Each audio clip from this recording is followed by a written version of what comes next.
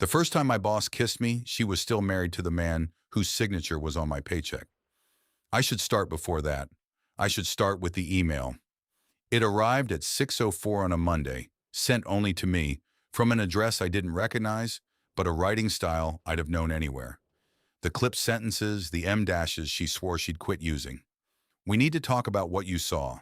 Not here, not on company devices, no name, none needed. What I'd seen was nothing, really. Just Elena, our CFO, in the parking garage at 11 p.m. the Friday before, pressed against a town car that did not belong to her husband, talking to a man in a gray coat who slid a folder into her bag and walked away without looking back. I told myself it was a vendor, a late meeting, 1,000 harmless things. I told myself that right up until the kiss. It happened in the supply room 3 days later, after a budget meeting where she dismantled a rival director so coldly the room went silent. She found me restocking toner. She didn't explain. She just took my face in both hands like she'd been planning it for months and whispered, "You're the only one here who notices things. That's either the best thing about you or the most dangerous."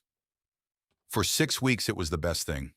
Stolen lunches, a burner phone she bought me in cash, the intoxicating, terrible thrill of knowing something no one else in the building knew, that the most powerful woman on the executive floor wanted me, the analyst 3 rungs down, the nobody with the good eye for numbers.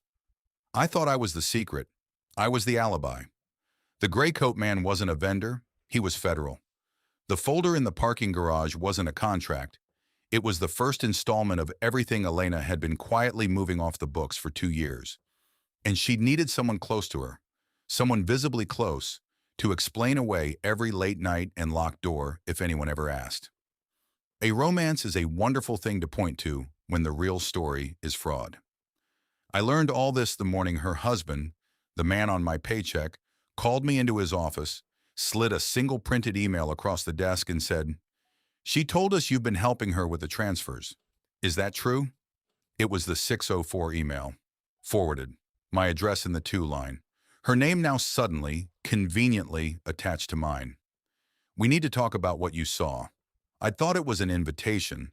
It was a signature on my replacement. So here's what I want to know. Before the auditors arrive at 9 and I either hang or hand them the burner phone I never told her I kept, when the woman you'd burn the building down for hands you the match, do you strike it?